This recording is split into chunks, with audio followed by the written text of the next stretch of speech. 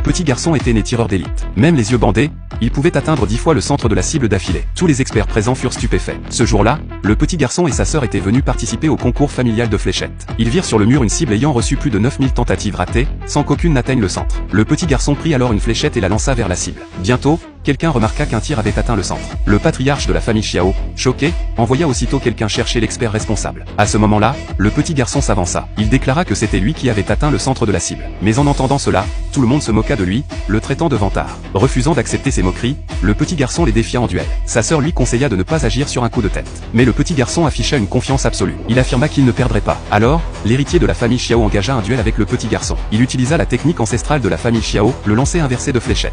D'un seul jet, il transperça 3 cibles à la fois. Les spectateurs l'applaudirent et le couvrirent d'éloges. La femme savait au fond d'elle qu'elle ne pouvait pas rivaliser. Cependant, le petit garçon à ses côtés prononça des paroles stupéfiantes. Il déclara que les techniques de lancer de la famille Xiao étaient destinées aux hommes. Elles ne convenaient donc pas aux femmes. Alors, il fit en sorte que sa sœur oublie toutes les techniques qu'elle avait apprises. En adoptant la posture du pas des 7 étoiles, il pinça la queue et la tête de la fléchette vers l'intérieur. Il sentit la force accumulée dans sa taille. Il utilisa sa taille pour guider son poignet, rejetant toute distraction avant de lancer la fléchette. Sous la direction du petit garçon, la femme remporta la compétition. Cependant, l'homme crut qu'il n'avait eu que de la chance. Il proposa un nouveau duel avec le petit garçon. Il pensait que le petit garçon n'avait jamais touché une fléchette de sa vie. Il était absolument certain de ne pas pouvoir perdre face à lui. Il promit donc publiquement que s'il perdait, il céderait au petit garçon son droit de participer au tournoi de fléchettes, et s'agenouillerait devant eux pour s'excuser publiquement. En entendant cela, sa sœur manifesta de l'inquiétude. Mais le petit garçon affirma qu'il gagnerait à coup sûr. En réalité, le petit garçon n'était autre que le dieu des fléchettes récemment décédé. Peu de temps auparavant, le dieu des fléchettes était tombé d'un train en combattant ses ennemis. Mais à l'instant suivant, il s'était réincarné dans le corps d'un petit garçon qui venait de mourir. Détenant les techniques de fléchettes les plus puissantes du monde,